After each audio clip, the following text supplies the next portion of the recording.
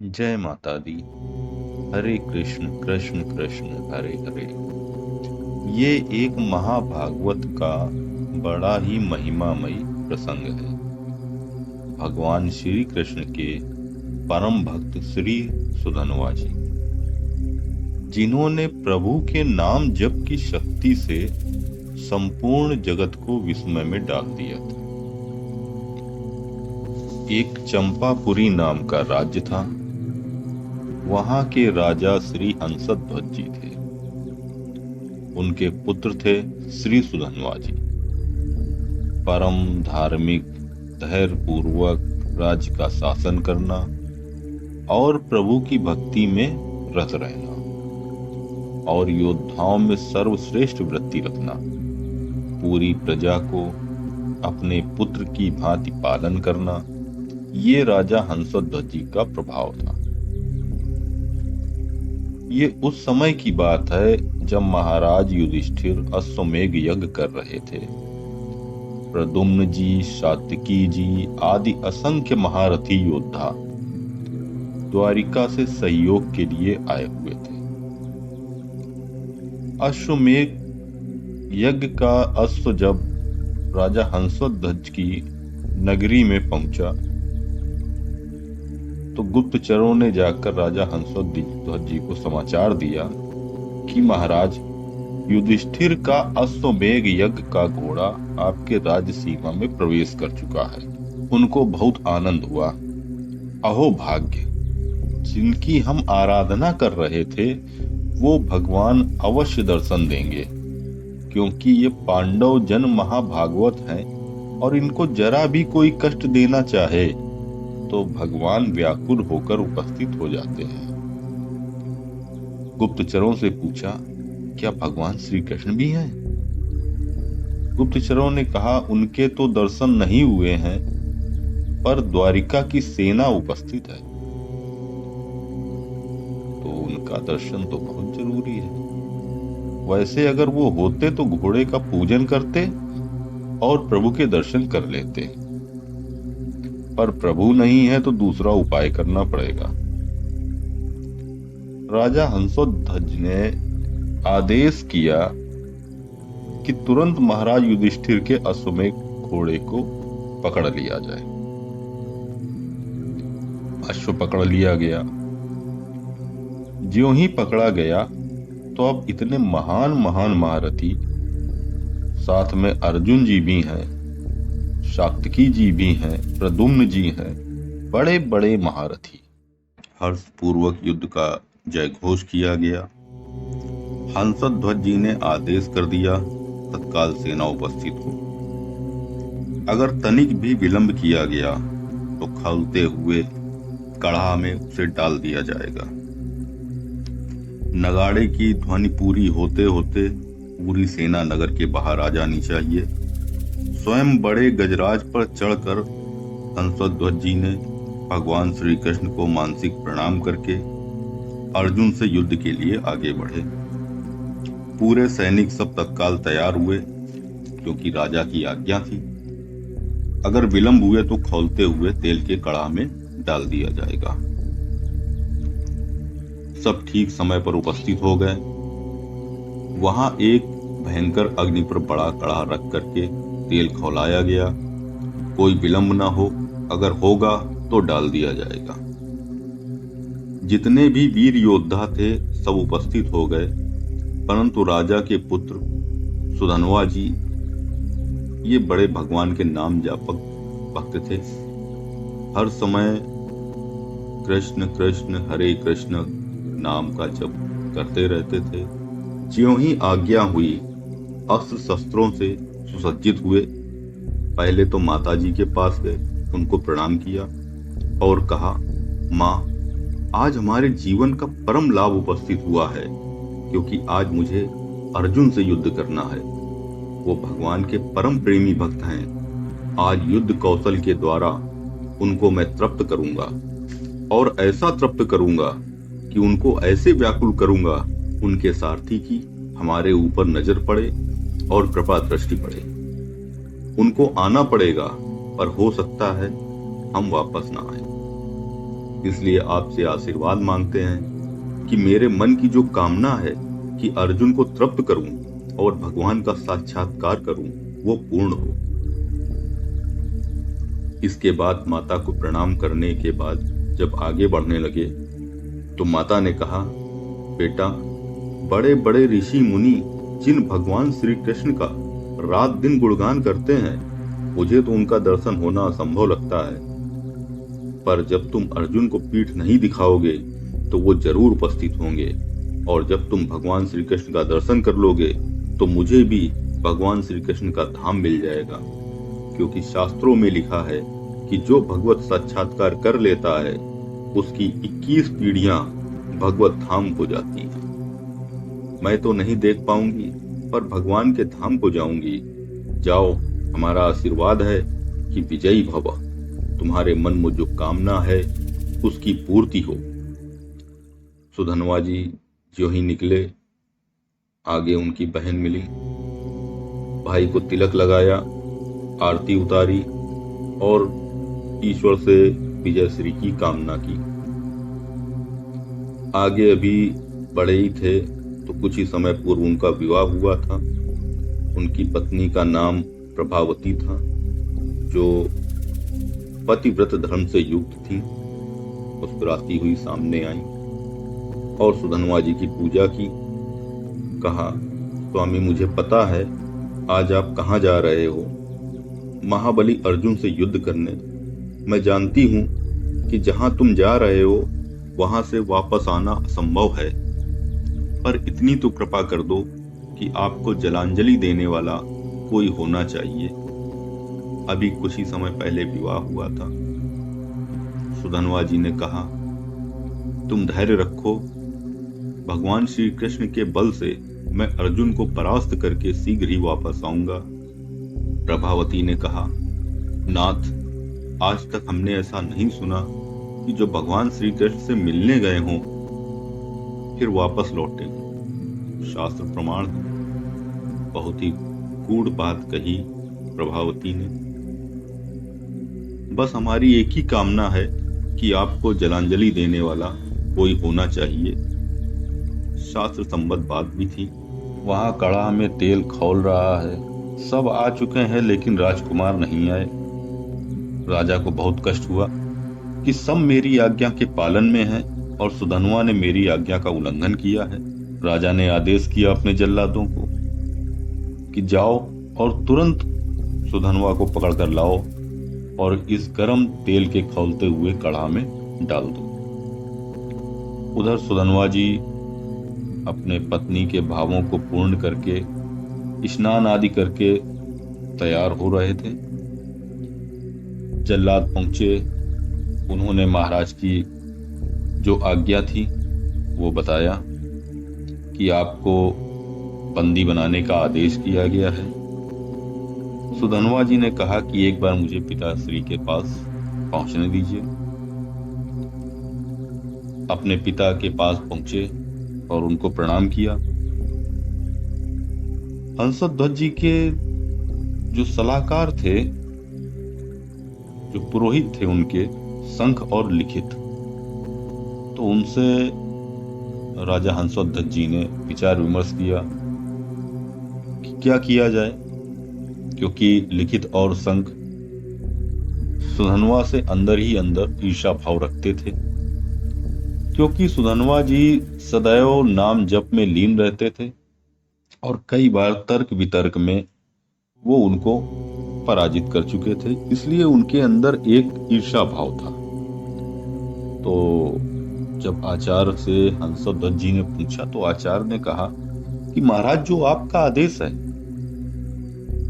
उसी का पालन होना चाहिए। सुधनवा जी को खौलते हुए इस तेल के कड़ा में डाल देना चाहिए। हंसध्वज जी ने तत्काल सैनिकों को आदेश किया कि उठा करके सुधनवा जी को कड़ा में डाल दिया जाए। सुधनवा जी ने ज्यों ही देखा कि मेरी कामना तो नष्ट हो गई। मेरी कामना थी अर्जुन को युद्ध में इतना व्याकुल करूंगा कि भगवान पधारेंगे और मैं उनका दर्शन कर पाऊंगा। अब तो कड़ा में डाल दिया जाएगा, तो चलो जैसी भगवान की इच्छा।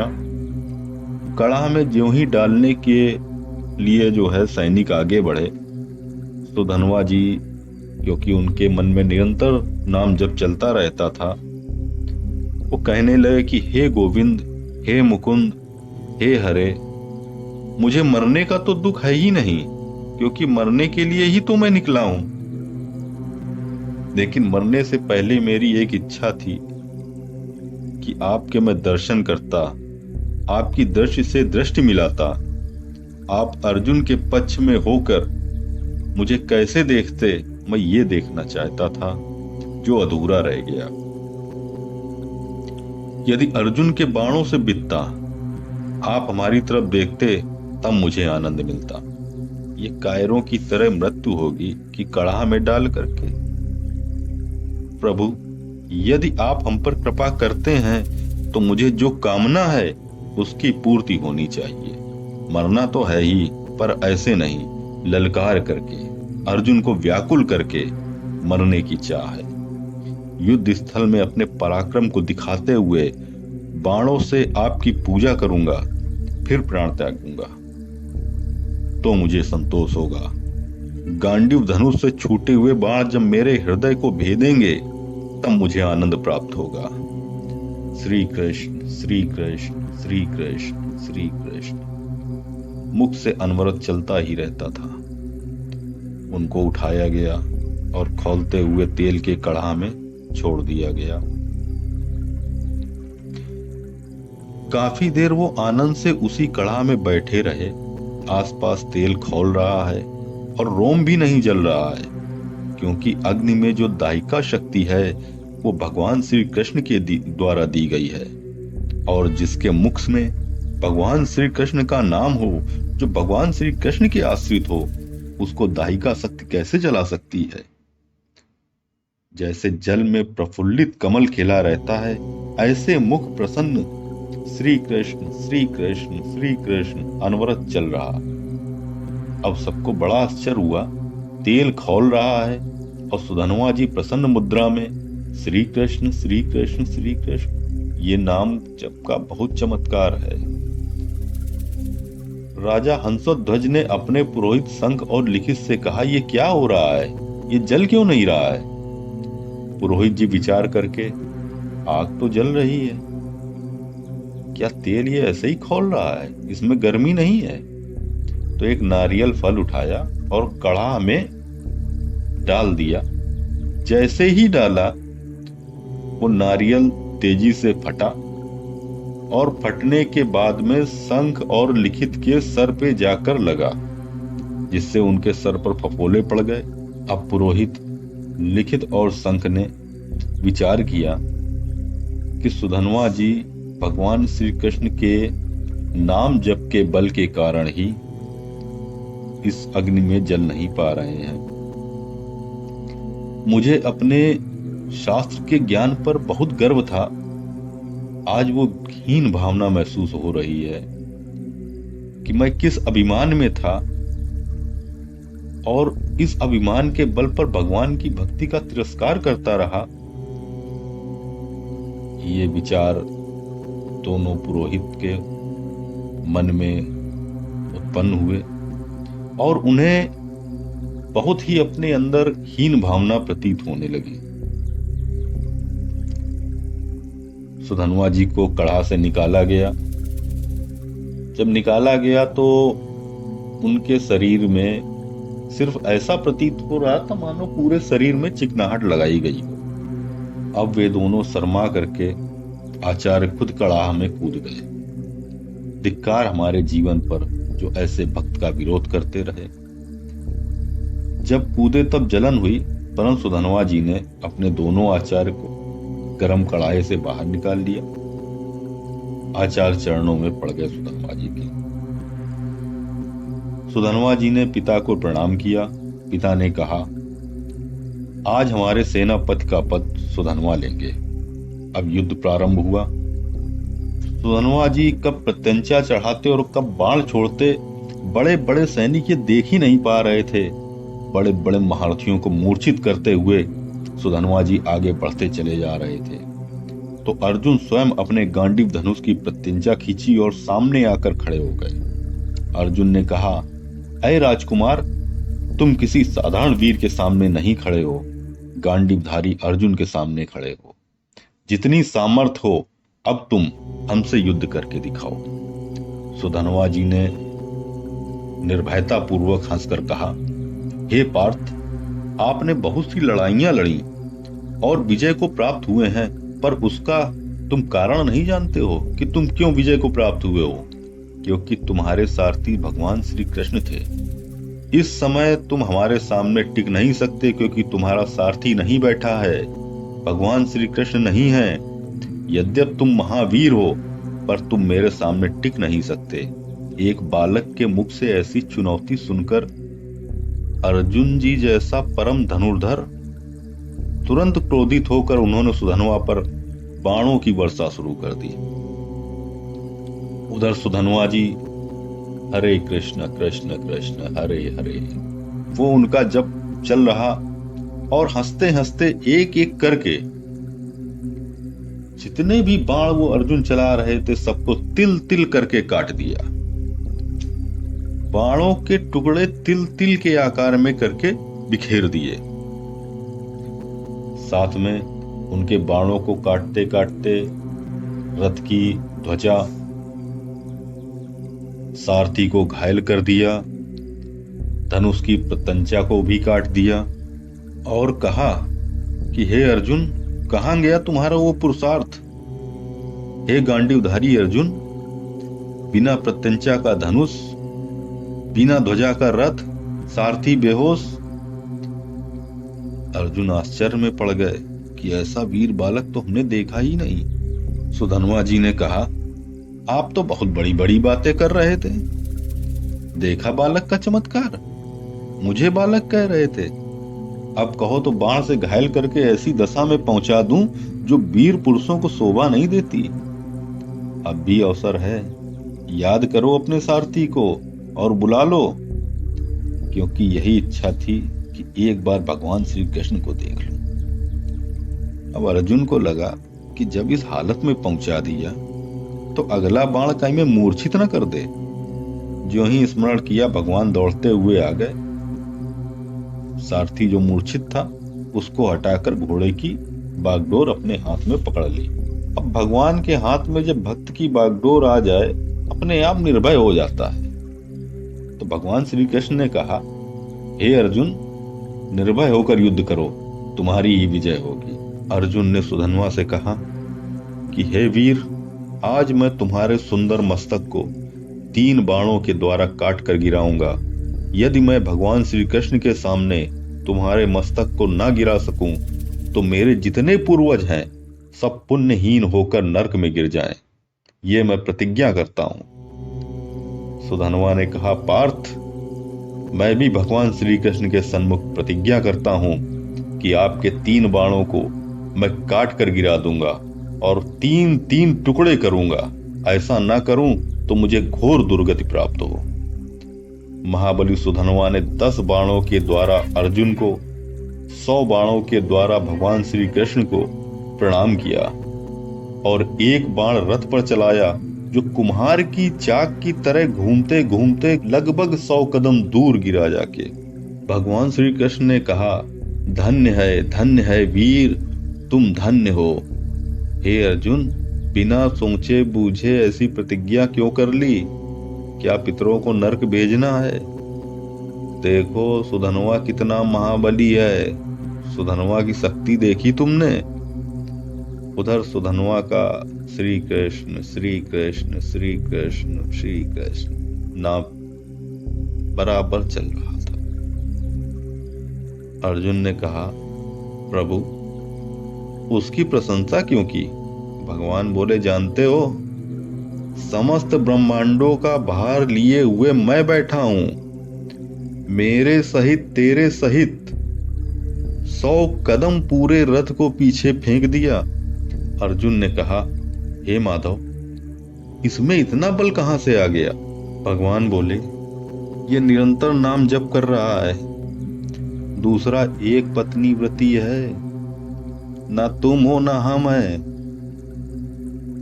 अर्जुन ने भगवान से कहा, प्रभु इस समय विनोद का समय नहीं है, इस समय हमारी हार हो रही है आपके बैठने पर भी।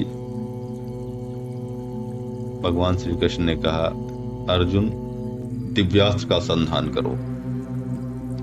अर्जुन ने दिव्यास्त्र का संधान किया, काल को विराजमान किया बाण पर। भगवान श्री कृष्ण ने कहा कि गोवर्धन पर्वत उठाकर जो गोप गौओं की रक्षा की, उससे प्राप्त पुण्य मैं इस बाण पर विराजमान करता हूं। अर्जुन ने सुधन्वा से कहा कि बचो इस काल के बाण से। सुधन्वा मुस्कुराए और कहा, हमारे पास भगवान श्री कृष्ण के नाम का जप है, जो काल का भी महाकाल है। सुधन्वा ने जोर से उच्चारण किया, जय श्री कृष्ण, और संधान किए बाण के टुकड़े टुकड़े कर दिए और जोर जोर से हर्ष के साथ जय श्री कृष्ण, जय श्री कृष्ण, जय श्री कृष्ण मंगलमय नामों का जोर जोर से उच्चारण करने लगा। भगवान ने अर्जुन से कहा, तुरंत दूसरे दिव्यास्त्र का संधान करो। उस बाण में भगवान श्री कृष्ण ने बहुत सी शक्तियों को संधान कर दिया। सुधन्वा ने कहा कि अर्जुन, अब मेरी प्रतिज्ञा सुनो, यदि मैं इस बाण के टुकड़े टुकड़े न कर दूं तो अरुंधति सहित महर्षि वशिष्ठ की हत्या का पाप मुझे लगे। सुधन्वा ने तुरंत गोविंद कृष्ण का उद्घोष करते हुए बाण मारा। प्रबल पुरुषार्थ से चलाया हुआ अर्जुन का भगवान की शक्ति से संपन्न बाण 5 टुकड़ों में विभक्त हो गया। भगवान ने कहा, अर्जुन ये भी गया? क्यों 3 बाणों की प्रतिज्ञा की थी? 3 में से 2 तो हो गए, अब आखिरी बचा है। अर्जुन भी हतोत्साहित होने लगे। भगवान ने अपने भक्त को उदास देखकर पंचजन्य संघ का नाद किया, जिसकी आवाज से उत्साह का संचार होता है, और अर्जुन से कहा कि हे अर्जुन, दिव्यास्त्र का संधान करो। और भगवान ने कहा, जब मैं रामावतार में, भगवान राम के अवतार में था, तब एक पत्नी व्रती था। मैं उस स्वीकृति को इस बाण पर विराजमान करता हूं। फिर ब्रह्मा जी को आदेश किया कि आप पिछले भाग पर विराजमान हो जाएं, और काल को दोबारा आदेश किया कि वो अग्रभाग पर विराजमान हो।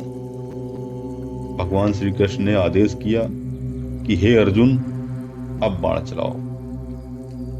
सुधन्वा ने प्रभु की तरफ देखा और मुस्कुराया और अर्जुन से बोले कि अब भी संशय है तुम्हें?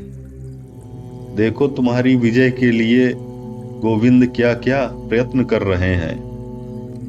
कोई प्रतिज्ञा तुम भी करो इस बाण को बचाने के लिए। अर्जुन ने कहा, वीरवर, यदि तुम्हारा मुकुट सहित मस्तक मैं काट कर ना गिरा दूं तो भगवान श्री हरि और भगवान शंकर में भेद करने से जो पाप लगता है वो मुझे लगे। सुधन्वा ने कहा, मैं अगर इस बाण को काट ना दूं तो काशी में मणिकर्णिका तीर्थ में भगवान शिव जी को पैर मारने से जो पाप लगता है वो मुझे लगे। सुधन्वा ने भगवान श्री कृष्ण की तरफ देखा और कहा, जय श्री कृष्ण, जय श्री कृष्ण, जय श्री कृष्ण। अर्जुन ने उस बाण को संधान किया। सुधन्वा ने उस बाण को कृष्ण कृष्ण कहते हुए इस अंतिम बाण को भी काट दिया। पूरे ब्रह्मांड में, तीनों लोकों में हाहाकार मच गया कि इस बाण को तो कोई काट ही नहीं सकता था। स्वयं ब्रह्मा जी विराजमान, रामावतार में एक पत्नी व्रत की स्वीकृति, जो एक महाशक्ति है, वो विराजमान, स्वयं काल विराजमान, और वो बाण टुकड़े टुकड़े हो गया। परंतु बाण का अग्रभाग गिरते गिरते सुधन्वा जी के मस्तक को काट के गिरा दिया। मस्तक कटने के बाद भी मुख से एक ही ध्वनि, कृष्ण कृष्ण कृष्ण, जय श्री कृष्ण जय श्री कृष्ण। भगवान श्री कृष्ण रथ से उतरकर अपने कर कमलों द्वारा सुधन्वा जी के मस्तक को उठाया। सुधन्वा जी के पार्थिव शरीर से एक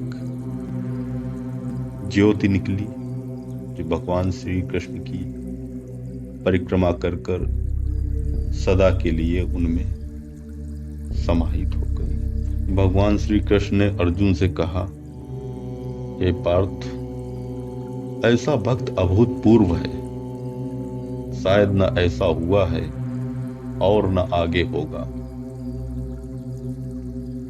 राधे कृष्ण राधे कृष्ण कृष्ण कृष्ण राधे राधे। हे भगवान, जो निरंतर नाम जप की भक्ति आपने भक्ति शिरोमणि श्री सुधन्वा जी को प्रदान की, ऐसी ही भक्ति इस कथा को सुनने वाले प्रत्येक व्यक्ति को प्रदान करना। जय श्री कृष्ण जय श्री कृष्ण। प्रिय भक्तिजनों, यदि इस कथा को सुनकर हृदय में नाम जप की इच्छा प्रबल हुई हो तो वीडियो को लाइक करें और चैनल को सब्सक्राइब करें। अंत में राधे राधे अवश्य लिखें। जय माता दी।